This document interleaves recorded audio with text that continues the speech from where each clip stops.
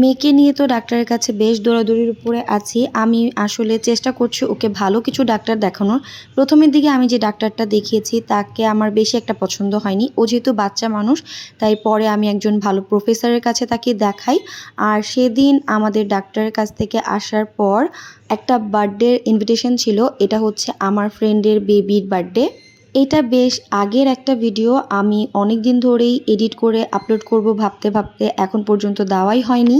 প্রথমত আমার মেয়েটা একটু অসুস্থ, ওকে নিয়ে একটু দৌড়াদৌড়ির উপরে ছিলাম। আর দ্বিতীয়ত আমি সবসময় লেট লতিফ, ভিডিও এডিট করতে আমার বেশ আলসামি লাগে, তো এগুলোর জন্যই না আমি পিছিয়ে পড়ি। দেখুন ছোট্ট পরি কত খুশি, এবং তারপর ওর কেক কাটার যে পর্বটা সেটা শেষ হয়ে গেল।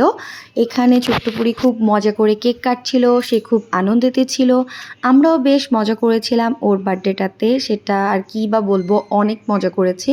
যদিও একটু মনটা আমার খারাপ ছিল, তারপরও আমাদের দিনটা খুব বেশি একটা খারাপ গেছে তেমনও না। আমরা না ছোটবেলায় সবসময় বলতাম, তোর যদি মেয়ে হয় আমার ছেলের সাথে বিয়ে দিবি, আর আমার যদি মেয়ে হয় তাহলে তোর ছেলের সাথে বিয়ে দিব। কিন্তু দেখেন আমারও মেয়ে ওরও মেয়ে, এগুলো নিয়ে আর কি বা বলবো। আমাদের না একজনের বাচ্চার সাথে আরেকজনের বাচ্চার বিয়ে দেওয়াটা আর হলো না। আমাদের মতন কে কে বান্ধবীর বাচ্চা কাচ্চার সাথে বিয়ে টিয়ে দিবেন এটা প্ল্যান করে রেখেছিলেন অবশ্যই জানাবেন। এরপর আমার হাজবেন্ড তার শালিদেরকে একটা ছোট্ট আইসক্রিমের ট্রিট দিয়েছিল, আর এটা পেয়ে তো আমরা মহা খুশি। এইভাবেই আমাদের সেই দিনটা শেষ হয়েছিল।